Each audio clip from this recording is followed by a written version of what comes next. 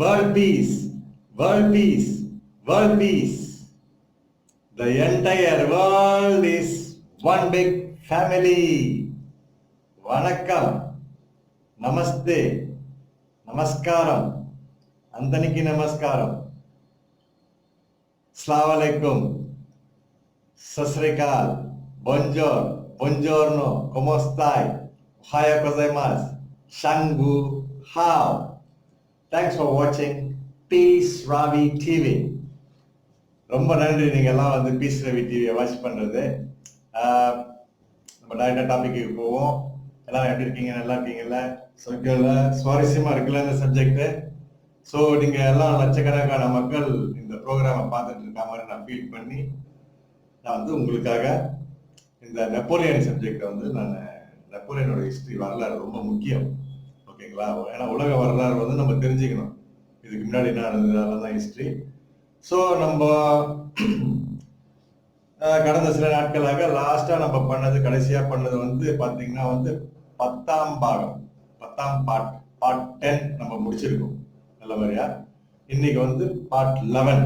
யாரெல்லாம் வந்து part 1 to part 10 வரைக்கும் பார்க்கலையோ அவங்க எல்லாம் அதை பார்த்துட்டு இதை நீங்க பாத்தீங்கன்னா அதோட கண்டினியூஷன் தான். இது சுவாரஸ்யமா இருக்கும்.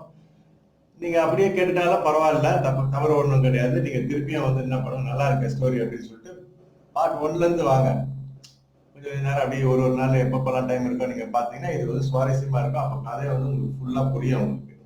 ஓகேங்களா? அப்புறம் இன்னொன்னு, பிள்ளைகளை வந்து வீட்டுல வந்து வாய் விட்டு படிக்க சொல்லு. படிக்கும் போதுதான் வந்து என்ன ஆகும்னா எல்லாம் நம்மளுக்கு ஸ்டோர் ஆகும். ஒரு தடவைக்கு 2 தடவை 3 தடவை வந்து படிக்க சொல்லுங்க. ஏன்னா நம்மளே வந்து இப்ப இங்க படிக்கும் போது நானு இப்ப இதுல பாத்தீங்கன்னா ஏதாவது ஒரு பேராகிராஃப் அப்படியே ஏத்திக்கும். உடனே நம்ம என்ன பண்ண அப்படியே போயிடக்கூடாது. திருப்பி அதை அழுத்தி படிச்சவனா இப்ப நான் படிச்சதான் உங்களுக்கு அது கிளியரா புரியும்.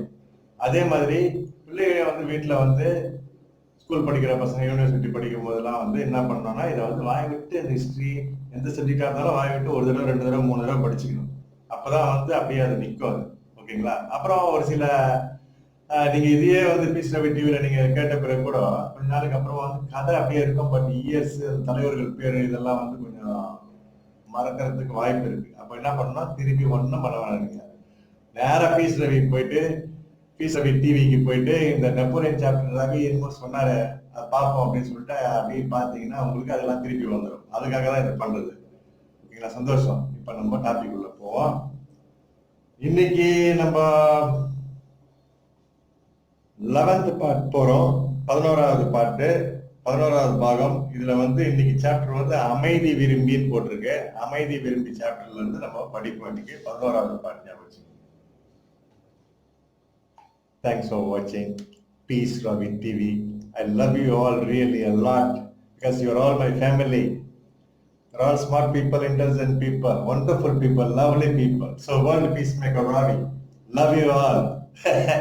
இப்ப நம்ம நேரம் இதுக்கு போவோம். நண்பர்களே, நீங்கள் விரும்பினாலும் விரும்பாவிட்டாலும் நம் நாட்டில் இப்போது மக்களாட்சி தான் நடந்து கொண்டிருக்கிறது.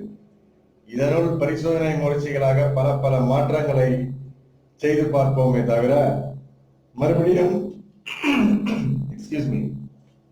மறுபடியும் இன்னொரு லூயி இங்கே ஆட்சியில் அமர நாம் அனுமதிக்க போவதில்லை. மக்களாட்சி என்பது நமக்கு மட்டுமில்லை, இந்த பூலோகத்துக்கே புதுமையான ஒன்று. ஆகவே நினைத்த வேகத்தில் ஒரு லட்சிய ஆட்சியை நம்மால் அமைத்துவிட முடியாது. கொஞ்சம் கொஞ்சமாக முயன்று பார்த்து ஒரு கட்டத்தில் ஒழுங்கான ஆட்சியை அமைத்து விடுவோம். சந்தேகப்படாதீர்கள், நம்புங்கள். ஆக அந்த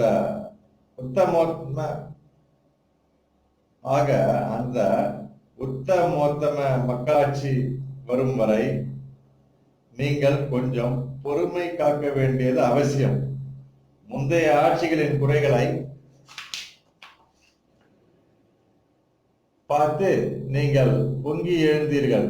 நாங்களும் அப்படியே நினைத்தோம். அதனால்தான் இந்த புதிய ஆட்சியை அமைத்திருக்கிறோம். இதை நாங்கள் ஒழுங்கு செய்வதற்கு உங்களுடைய ஒத்துழைப்பு மிக அவசியம். இதனால் தயவு செய்து எங்களுடைய ஆட்சியை எதிர்க்க நினைக்காதீர்கள். உள்நாட்டு குழப்பங்களை எல்லாம் உட்கார்ந்து நிதானமாக பேச்சுவார்த்தைகள் நடத்தி சரி செய்து திரும்பி படிப்போம் இந்த பேராகிராஃப. ஓகேங்களா? சில நேரத்தில் வந்து பேராகிராஃப்லாம் வந்து நம்மளுக்கு திக்கும்போது இல்லை சரியா நம்மளுக்கு வந்து அது வரல, அந்த சென்டென்ஸ் வந்து புரியாத மாதிரி இருக்கும்போது நம்ம என்ன பண்ணணும்னா திரும்பவும் ஒரு தடவை அதை நம்ம வந்து படிச்சுக்கணும். ஓகேங்களா?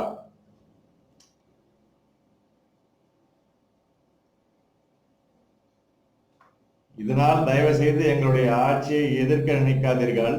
உள்ளாட்சி குழப்பங்களை எல்லாம் உட்கார்ந்து நிதானமாக பேச்சுவார்த்தைகள் நடத்தி சரி செய்கிற நிலைமை நாங்கள் இல்லை.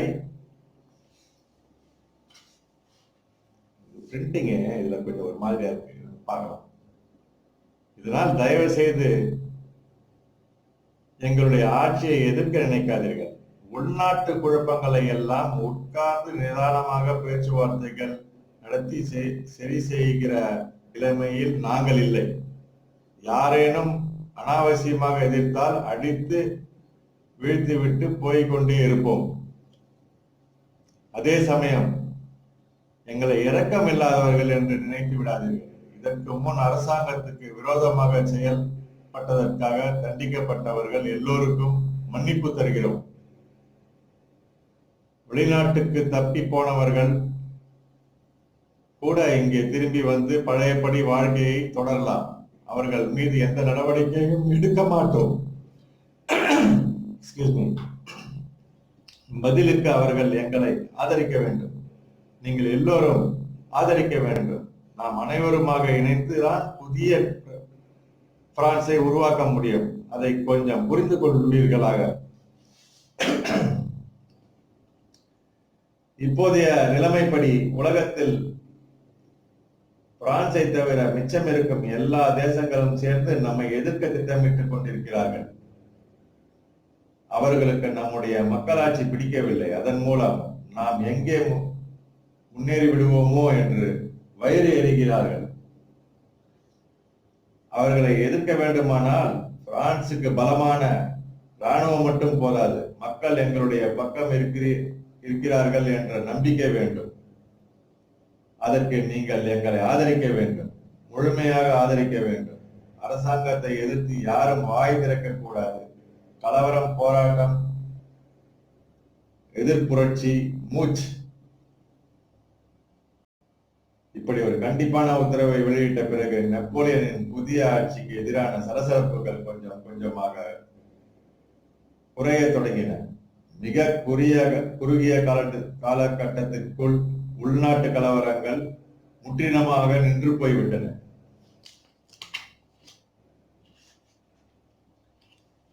இதனால் நெப்போலியன் எல்லைப்புற பாதுகாப்பில் கவனம் செலுத்த முடிந்தது. எதிரி நாடுகள் அமைக்கும் இராணுவங்களை பற்றி தகவல் திரட்டி உரிய மாற்று ஏற்பாடுகளை செய்வது சாத்தியமானது. உண்மையில் நெப்போலியனுக்கு யாருடனும் போரிட வேண்டிய அவசியமோ விருப்பமோ அப்போதைக்கு இல்லை. காரணம், உள்நாட்டில் சரி செய்ய வேண்டிய விஷயங்கள் ஏராளமாக இருந்தன. ஆகவே பிற ஐரோப்பிய நாடுகளுடன் நல்லுறவு வளர்த்துக் கொள்வதையே நெப்போலியன் விரும்பினார். ஆனால் மற்ற நாடுகள் நெப்போலியனை மதிக்க தயாராக இல்லை. பிரான்சில் மறுபடியும் மன்னராட்சி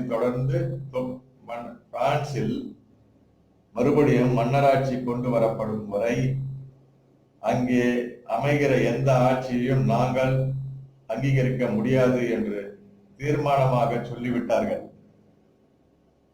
இந்த பிடிவாதத்திற்கு அடிப்படை காரணம் நெப்போலியன் முயற்சிகளால் பிரான்சில் பெரிய அளவு மாற்றங்கள் நிகழ்ந்தது. திருப்படிப்போம். இந்த பிடிவாதத்துக்கு அடிப்படை காரணம் நெப்போலியன் முயற்சிகளால் பிரான்சில் பெரிய அளவு மாற்றங்கள் நிகழ்ந்து எல்லோரும் சந்தோஷமாக தன்னிறைவோடு வாழத் தொடங்கி விட்டார்கள் என்றால் அந்த முன்னுதாரணம் மற்ற ஐரோப்பிய தேசங்களில் நிச்சயமாக ஒரு பெரிய தாக்கத்தை உண்டாக்குமோ என்ற பயம்தான். இன்றைக்கு பிரான்ஸ் ஆட்சியை பிடித்தவர் நாளைக்கே அது போதவில்லை என்று அக்கம் பக்கத்து ராஜ்யங்களை கைப்பற்ற வந்துவிட்டால் அது இன்னும் விபரீதமாகிவிடும். இப்படி பல காரணங்களால் கடைசி வரை அவர்கள் நெப்போலியனின் ஆட்சியை அங்கீகரிக்கவே இல்லை. அலட்சியப்படுத்தினார்கள். இதனால் அடைச்ச சும்மா இருக்க நினைத்தாலும் விட மாட்டேன் என்கிறார்களே என்று போருக்காக திட்டமிட ஆரம்பித்தார் நெப்போலியன். உள்நாட்டு சீர்திருத்தங்களை கொஞ்சம் ஒத்தி போட்டுவிட்டு இராணுவத்தை பலப்படுத்த தொடங்கினார். பிரான்சின் தலைமை குடிமகனாக பொறுப்பேற்ற பிறகு நெப்போலியன் சந்தித்த முதலாவது இராணுவ சவால் ஆஸ்திரியர்களிடமிருந்து. அதே பழைய கதைதான். ஆஸ்திரியர்கள் மீண்டும் இத்தாலிக்குள் புகுந்தார்கள். முன்பு நெப்போலியன் ஜெயித்த பகுதிகள் பலவற்றையும் கைப்பற்றினார்கள். இருங்கடா இதோ வந்துட்டேன் என்று புறப்பட்டார் நெப்போலியன். இருங்கடா இதை வர அப்படி சுட்டு புறப்பட்டாரு நெப்போலியன். அப்போது பிரெஞ்சு படைகள் அத்தனை வலிமையோடு இல்லை. சரியான போர் பயிற்சி இல்லாமல் ஒழுங்கற்று சிதறி இருந்தார்கள். அவர்களை எல்லாம் பழையபடி ஒருங்கிணைத்துக் கொண்டுதான் கிளம்ப வேண்டியிருந்தது. கடுமையான குளிர்காலம் அது. ஆனால் அதையெல்லாம் பார்த்து தாங்கிக் கொண்டிருந்தால் ஆஸ்திரியர்கள் இத்தாலியை வைத்து சாப்பிட்டு விடுவார்கள். ஆகவே தேவையான பாதுகாப்பு ஏற்பாடுகளை செய்து கொண்டு நெப்போலியனின் படை உடனடியாக புறப்பட்டது.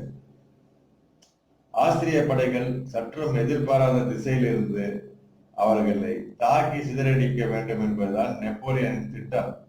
இதற்காக ஆல்ப்ஸ் மலைத்தொடரை தேர்ந்தெடுத்தார். ஆல்ப்ஸ் மவுண்டன், ஆல்ப்ஸ் மலை. நெப்போலியன் படையினருக்கு அவருடைய இந்த யோசனை பெரும் அதிர்ச்சி அளித்தது. காரணம், இந்த குளிர்காலத்தில் ஆல்ப்ஸ் மலை மீது ஏறுவதை பற்றி யாராலும் கற்பனை கூட செய்ய முடியவில்லை.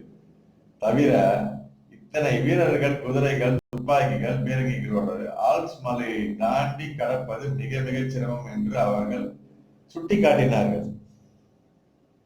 அதுதான் எனக்கு வேண்டும் என்றார் நெப்போலியன். குளிர் காரணமாக ஆல்ப்ஸ் மலை பக்கம் யாரும் வரமாட்டார்கள் என்று ஆஸ்திரிய படைகள் அலட்சியமாக இருக்கும் தானே. அந்த நேரம் பார்த்து நாம அவர்களை வீழ்த்தி விடலாம். செம பிளான் போற நெப்போலியன். என்னப்பா இது பைத்தியகாரத்தனமான யோசனையா இருக்கு என்று பிரெஞ்சு படை மொத்தமும் பல்லை கடித்துக் கொண்டு மலையேற தொடங்கியது. கோவேறு கழுதை மேல் ஏறிக்கொண்டு நெப்போலியன் அவர்களை வழி நடத்தி சென்றார். கடும் பனி காரணமாக வழக்கத்தை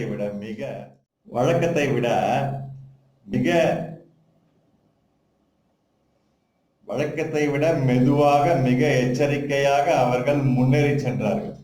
நடுவில் வீடியோ கட் ஆயிடுச்சு, அதனாலதான் திருப்பி சொல்றேன். நெப்போலியன் எதிர்பார்ப்பது போலவே ஆல்ப்ஸ் மலைப்பகுதியில் ஆஸ்திரியர்களின் படைகள் அவ்வளவாக தென்படவில்லை. இந்த பக்கம் யார் வரப்போகிறார்கள் என்று சரியானபடி பாதுகாப்பு செய்யாமல் இருந்து விட்டார்கள்.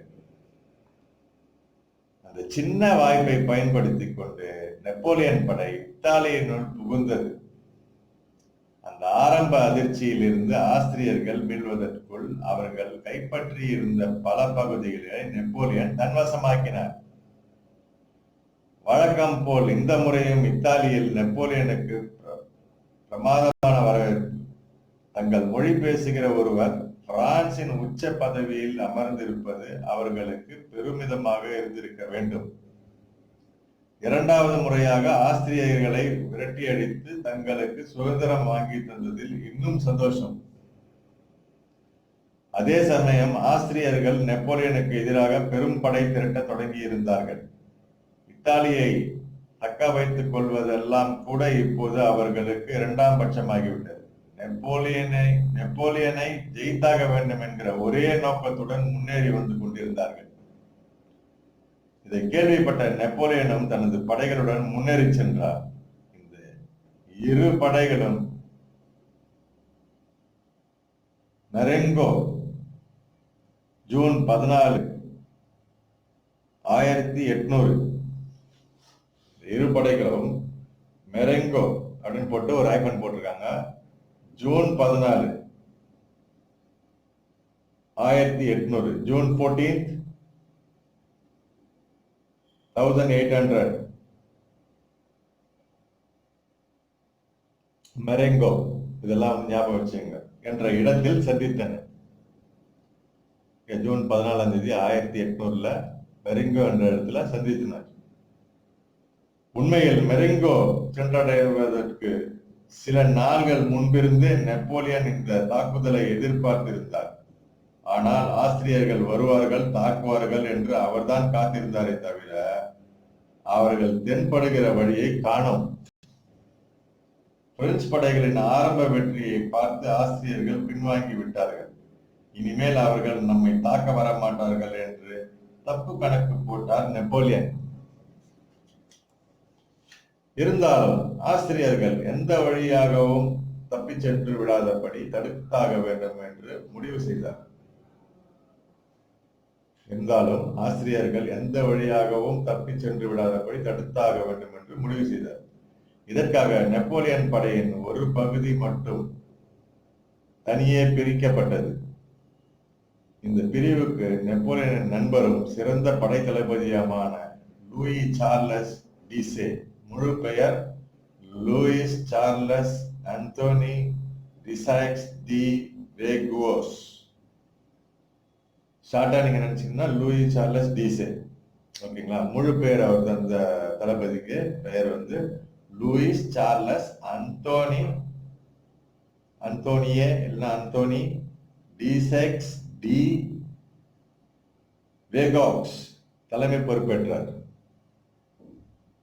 லூயி சார்லஸ் டிசே வந்து தலைமை ஏற்றினார். அந்த தனியா ஒரு பிரிவு ஒன்று ரெண்டா பிரிச்சு ஒரு சைட்ல போனாங்க பார்த்தீங்களா, அவங்களுக்கு ஒரு தளபதி தேவை.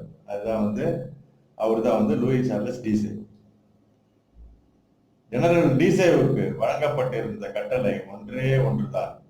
ஆஸ்திரியர்கள் எந்த பக்கம் தென்பட்டாலும் அவர்களை விரட்டி அடிக்க வேண்டும், சந்தேகத்துக்கு இடமில்லாதபடி தோற்கடிக்க வேண்டும். இன்னொரு முறை அவர்கள் இத்தாலி பக்கம் வெட்டி பார்க்க நினைக்காதபடி வாளை ஒட்ட நறுக்கிவிட வேண்டும். டிசே தலைமையிலான படை ஒரு பக்கம் புறப்பட்டு சென்ற பிறகு நெப்போலியன் வழக்கம் போல் இத்தாலிக்குள் தொடர்ந்து முன்னேறி சென்றார். ஆனால் இத்தாலிக்குள் பதுங்கி இருந்த ஆஸ்திரியர்கள் திடீர் தாக்குதலை தொடங்கினார்கள். அந்த நேரத்தில் நெப்போலியன் இப்படி ஒரு பெரிய படையை சமாளிக்க கொஞ்சம் கூட தயார் நிலையில் இல்லை. ஏற்கனவே டிசே தலைமையில் பல வீரர்களை பிரித்து அனுப்பிவிட்டதால் அவருடைய படையும் பலமானதாக இல்லை. ஒரு பிரிவு அந்த பக்கம் போயிருக்காங்க, இவர் மட்டும் இந்த பக்கம் ஒரு பிரிவோட போயிட்டு இருக்காரு. இவர் நடிச்சு கூட தப்பு கணக்கு போட்டாரு. ஆனா ஆஸ்திரியர்கள் அங்கிருந்து வந்துட்டாங்க. அவங்களுக்கு படம் கொஞ்சம் பெருசா இருந்து இவரது ஒரு சின்னதா இருந்து, ஏன்னா கொஞ்சம் பிரிச்சு விட்டாரு. அதனால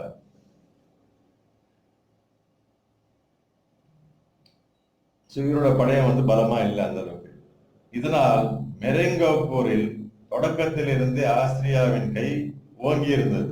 அதுவரை நெப்போலியனிடம் வாங்கிய உதைகளுக்கெல்லாம் பதிலடி கொடுத்து விட வேண்டும் என்கிற ஆவேசத்துடன் அவர்கள் தாக்கி கொண்டிருந்தார்கள். இதுக்கு முன்னாடி இவர் எவ்வளவு வச்சிருப்பாரு, அதுக்கெல்லாம் வந்து இந்த தடவை வந்து தாக்கிக்கிட்டே இருந்தாங்க ஆக்ரோஷமா. நெப்போலியன்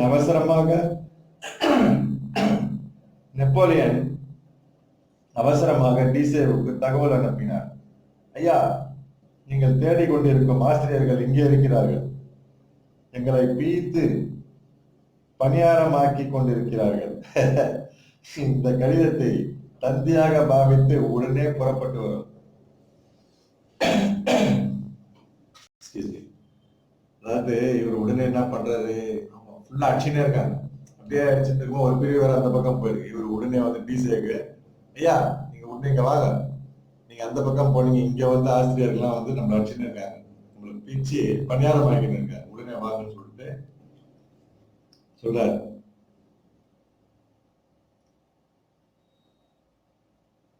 அந்த கடிதத்தை வந்து தந்தி மாதிரி பார்த்து உடனே புறப்பட்டு வரும். நம்ம தந்தி அடிக்க மாட்டோம், உடனே புறப்பட்டு வாருங்க அப்படின்னு சொல்றாரு. அது மாதிரி அப்போ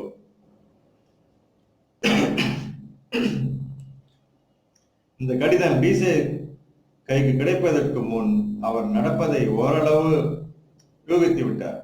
எங்கோ துப்பாக்கிகள் பீரங்கிகள் முழங்குகிற சத்தம் கேட்கிறது. இந்த பகுதியில் போர் நடக்கிறது என்றால் அது பிரான்சுக்கும் ஆஸ்திரியாவுக்கும் இடையில் தான் நடந்தாக வேண்டும். அப்படியானால் நெப்போலியனுக்கு உதவி தேவைப்படுகிறது என்று அர்த்தம். இவருக்கு அந்த தந்தை ஒன்றும் கையில போல. அதுக்கு முன்னாடி வந்து எங்க டம் டம் டும் டும் டும் டும் ஏதோ ஒன்று சவுண்ட்லாம் அவருக்கு வந்து கேட்டு இருந்து, அப்ப இங்க யார சண்டை போறதுக்கு இல்லையா, சண்டைன்னா நம்மளுக்கும் அவங்க தானே, நெப்போலியனுக்கும் அவங்க தானே, பிரான்ஸுக்கும் அவங்க தானே. ஸோ அப்போ வந்து நெப்போலியனுக்கு நம்ம உதவி தேவைப்படுது போல இருக்குதுன்னு சொல்லிட்டு அதான் அர்த்தம் வச்சுங்க. இப்படி யோசித்த அவர் உடனடியாக ஒரு யூட்டர்ன் எடுத்துக்கொண்டு சத்தம் வந்த திசையை நோக்கி வேகமாக பயணம் செய்ய ஆரம்பித்தார். அவருடைய படை வந்து சேர்வதற்குள் மெரங்கோவில் நெப்போலியன் படை படு மோசமாக தோற்று கொண்டிருந்தது. மெரங்கோ போர் கிட்டத்தட்ட முடிந்து விட்டது. ஆஸ்திரியா வெற்றி பெறுவது உறுதியாகிவிட்டது. நெப்போலியனை ஜெயித்து விட்டோம் என்கிற உற்சாகத்தில் ஆஸ்திரியர்கள் கொஞ்சம் கவனம் கலைந்த நேரத்தில் தான் டீசே தலைமையிலான படைகள் வந்து சேர்ந்தன. ஆஸ்திரியர்கள் ஆச்சரியத்தில் மூழ்கி போனார்கள். திடீரென்று நெப்போலியனின் படைகள் கூடுதல் பலத்துடன் போரிடுவதை பார்த்ததும் அதுவரை அசட்டையாக சண்டை போட்டுக் கொண்டிருந்தவர்கள் சுறுசுறுப்படைந்தார்கள். ஆனால் அதற்குள் நிலைமை நெப்போலியனுக்கு சாதகமாக திரும்ப தொடங்கியது. தோல்வியின் விளிம்பை தொட்டு திரும்பியிருந்த நெப்போலியனுக்கு உள்ளே புது ரத்தம் பாய்ந்தாற் போல் ஆகிவிட்டது. டீசே தலைமையிலான படையை மிகச் சிறப்பாக பயன்படுத்தி ஆஸ்திரியர்களை வேகமாக தாக்கத் தொடங்கினார். அடுத்த சில மணி நேரங்களுக்குள் பிரெஞ்சு படை விட்டதை பிடித்தது. திருப்பி படிப்போம். அடுத்த சில மணி நேரங்களுக்குள் பிரெஞ்சு படை விட்டதை பிடித்தது. ஆஸ்திரியர்கள் தரப்பில் இழப்பு அதிகமாகி கொண்டிருந்ததால் அவர்கள் தோற்று பின்வாங்க தொடங்கினார்கள். நெப்போலியனுக்கு மீண்டும் ஒரு மாபெரும் வெற்றி. இதன் மூலம் ஆஸ்திரியர்களின் இத்தாலிய ஆக்கிரமிப்பு முடிவுக்கு வந்தது. ஒரே ஒரு வருத்தம், கடைசி நேரத்தில் இந்த வெற்றிக்கு உதவிய ஜெனரல் டீசே தான் மெரங்கோ போரில் வீரமரணம் அடைந்திருந்தார். ஐயோ, பாருங்க எப்படி எப்பேற்பட்டவர். அங்கிருந்து வந்து உதவிக்கு வந்து இந்த பக்கம் வருஷமா போரிட்டு கடைசியில் அவர் வீரமரணம் அடைந்தார். ஓகே, இதான் ஹிஸ்டரி சொல்லுது.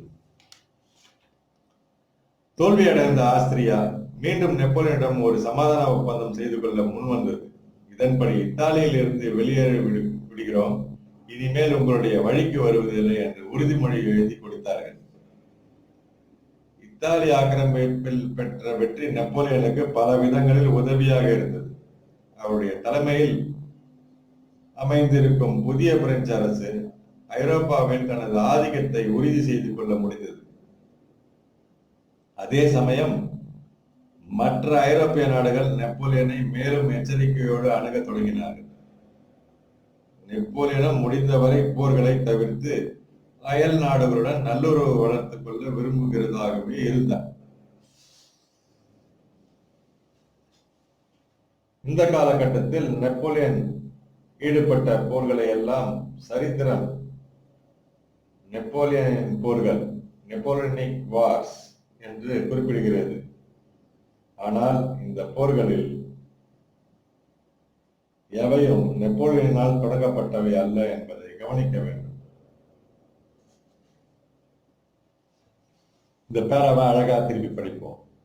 இந்த காலகட்டத்தில் நெப்போலியன் ஈடுபட்ட போர்களை எல்லாம் சரித்திரம் நெப்போலியனின் போர்கள், நெப்போலியனிக் வார்ஸ் என்று குறிப்பிடுகிறது. ஆனால் இந்த போர்களில் எவையும் நெப்போலியனால் தொடங்கப்பட்டவை அல்ல என்பதை கவனிக்க வேண்டும். அன்றைய உலகில் நெப்போலியன் அளவுக்கு போர்களில் ஜெயித்தவர்களும் கிடையாது.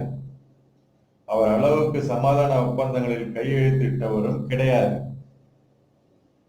நெப்போலியன் நாடு பிடிக்கும் ஆசையோடு அலைந்தார் என்றெல்லாம் சொல்வதற்கில்லை. யாரேனும் வாலாட்டினால் அதை ஒட்ட நறுக்கிவிட்டு அவர்களோடு ஒரு சமாதான ஒப்பந்தமும் செய்து கொண்டு விடுவார் நெப்போலியன். அதன் பிறகு அவர்கள்தான் அந்த ஒப்பந்தத்தை மீறுவார்களே தவிர நெப்போலியன் மீறியதில்லை. இப்போதைக்கு பிரான்சுக்கு மகாராஜா கிடையாது. இனிமேல் நெப்போலியன் தான் பிரெஞ்சு அரசாங்கம் என்பதை பெரும்பாலான ஐரோப்பிய நாடுகள் ஏற்றுக்கொள்ள வேண்டியதாயிற்று. சுவாரஸ்யமா இருக்குல்ல?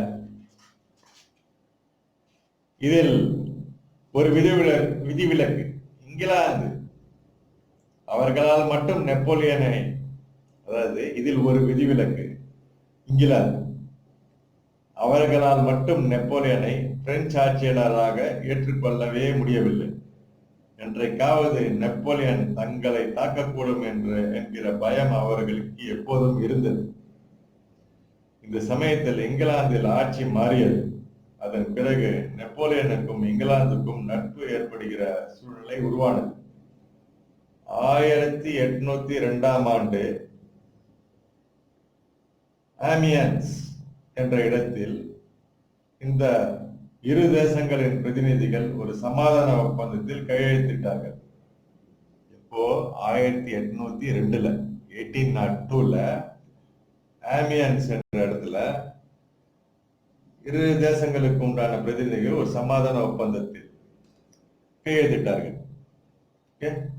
ஒரு வழியாக எல்லை சலசலப்புகளை குறைத்து அக்கம் பக்கத்து நாடுகளின் நல்லெண்ணத்தை பெற்ற பிறகு நெப்போலியன் மீண்டும் உள்நாட்டினுள் தன்னுடைய பார்வையை திருப்பினார். அங்கே அவருடைய உடனடி கவனத்துக்காக ஆயிரக்கணக்கான பிரச்சனைகள் காத்திருந்தன. பெருமூச்சோடு வேலையில் இறங்கினார் நெப்போலியன்.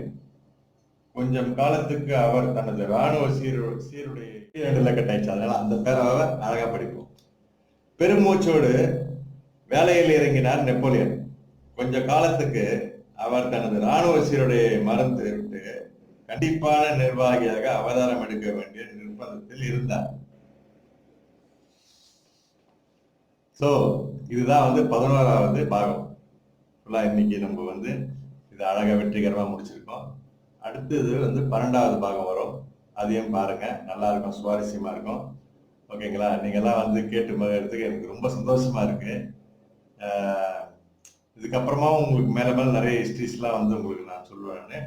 இந்த நெப்போலியன் ஹிஸ்டரி விரைவில் நம்ம முடிப்போம். நம்ம ஒரு நாள்ல அந்த பார்ட்ஸ் கொஞ்சம் பெருசா இருக்கு.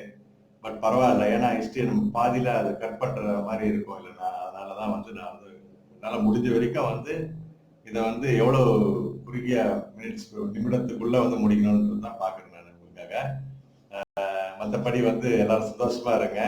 ஹிஸ்டரி ரொம்ப இன்ட்ரெஸ்டிங்கான ஒரு சப்ஜெக்ட். ஸோ வரலாறு, அது இல்லாம புத்தகம் வாசிப்போம். நம்ம தமிழ்ல நல்லா இருக்கு. தமிழ் நம்ம லாங்குவேஜ், நம்ம டிஃப்ரெண்ட் ஸ்டேட் டிஃப்ரெண்ட் ஏரியாலாம் அப்படியே இருக்கும்போது என்ன ஆகுதுன்னா, நம்ம தமிழ் அப்பப்போ ஸ்லாங் மாறிட்டே இருக்கும். ஓகேங்களா? அதுவும் தமிழ் தான், ஒன்றும் தப்பு எதுவும் கிடையாது. இது கொஞ்சம் நம்ம தமிழை கொஞ்சம் ஆல்டர் பண்ணணும், அப்படி பண்ணணும்னு நினைச்சோம்னா நம்ம என்ன பண்ணோம், இந்த மாதிரி தமிழ் புக் எடுத்து நல்லா ஒரு சரித்திரம் வாய்ந்த ஒரு புக் எடுத்து வாய் திறந்து நம்ம படிச்சோம்னா கூட நம்மளுக்கு இப்ப எனக்கு அப்படிதான் மாறி இருக்கிறதா நான் நினைக்கிறேன். ஏன்னா என் தமிழ் டிஃப்ரெண்டான தமிழ். நான் உலக அமைதிக்காக இந்தியா முழுக்க ஒரு 3 லட்சம் கிலோமீட்டர் எடுத்து சைக்கிள் ஓட்டிருக்கேன் 1985ல இருந்து. ஓகேங்களா? அதே மாதிரி இந்தியா முழுக்க நிறைய இடத்துல, அதே மாதிரி ஒரு 5 லட்சம் கிலோமீட்டர் கிட்ட நான் பைக்லயே வேர்ல்டு பீஸ்க்காக, உலக அமைதிக்காக இந்தியாவில் பயணம் பண்ணியிருக்கேன். ஸோ இதனால என்னுடைய ஹிந்தி, உருது, தமிழ், இங்கிலீஷ் இதெல்லாம் அது இல்லாமல் இங்கிலீஷ் டிஃப்ரெண்ட் கண்ட்ரிக்கெலாம் வர நான் போயிருக்கேன். யோகாலாம் கிளாஸ் எடுத்திருக்கேன். இப்போ வேர்ல்டு ஃபுல்லாக நான் பைக்ல போகிறதுக்கு இருக்கேன். ஒரு 5 லட்சம் கிலோமீட்டர் முதல்ல ஒரு 2 லட்சம் கிலோமீட்டர் மோட்டர் பைக்லயே வேர்ல்டு ஃபுல்லாக உலக அமைதிக்காக போகிறதுக்கு இருக்கேன். இப்போ கொரோனானால விசாலாம் கிடையாது, அதனால ஸ்பான்சர்லாம் கூட தயார் பண்ண முடியாது, வெயிட்டிங்ல இருக்கேன். ஸோ இதனால என்ன, இந்த மாதிரி ஒரு டிராவலர் நிறைய இடத்துல போகும்போதெல்லாம் நம்மளுடைய லாங்குவேஜே கொஞ்சம் மாறும். ஸோ அந்த நேரத்தில் கொஞ்சம் ஆல்டர் பண்ணணும்னா இந்த மாதிரி புக்குங்களை எடுத்து அப்படி வாசிச்சோம்னா நம்ம தமிழ் கொஞ்சம் நல்லா இருக்கும். எந்த லாங்குவேஜாலும் இதே தான். இப்போ தமிழ்ல பார்த்தீங்கன்னா சென்னை தமிழ் ஒரு மாதிரி இருக்கும், கொஞ்சம் வேலூர், சித்தூர், நீங்க இந்த பக்கம்லாம் போனீங்கன்னா வேலூர், அப்புறமா குடியாத்தம் அந்த பக்கம் போனீங்கன்னா ஒரு தமிழ் டிஃப்ரெண்டா மாறும். அப்புறம் இந்த பக்கம் சிவகாசி, மதுரை அப்படி போகும்போது கொஞ்சம் தமிழ் இன்னொரு மாதிரி இருக்கும். பொள்ளாச்சி, கோயம்புத்தூர் போகும்போது தமிழ் தான், அப்படியே கொஞ்சம் ஸ்லாங் மாறும். அப்புறம் கன்னியாகுமரி அந்த பக்கம் போனா அது இன்னொரு பக்கம் தமிழ். திருநெல்வேலி அது ஒரு மாதிரி இருக்கும் தமிழ். எல்லாமே ஸ்வீட்டான லாங்குவேஜ் தான். அதே மாதிரி தெலுங்கு, ஹிந்தி, கன்னடா எல்லா லாங்குவேஜும் sweet language. All are lovely people. ஓகேங்களா? ஸோ நம்ம அதே நேரத்தில் என்ன பண்ணிக்கணும், அப்பப்போ இந்த மாதிரி புத்தகத்தை நம்ம வாசிச்சுக்கணும். Okay, super. திடீர் தோணுச்சு என்னமோ பேசணும்னு இதெல்லாம் பேசுறேன். ஸோ தேங்க்ஸ் ஃபார் வாட்சிங் பீஸ் ரவி டிவி. நீங்க இப்போ ஒரு 3 டைம்ஸ் வேர்ல்டு பீஸ் சொல்லுங்க. World piece, world piece, world piece. The entire world is one big family. Wow, have a great day.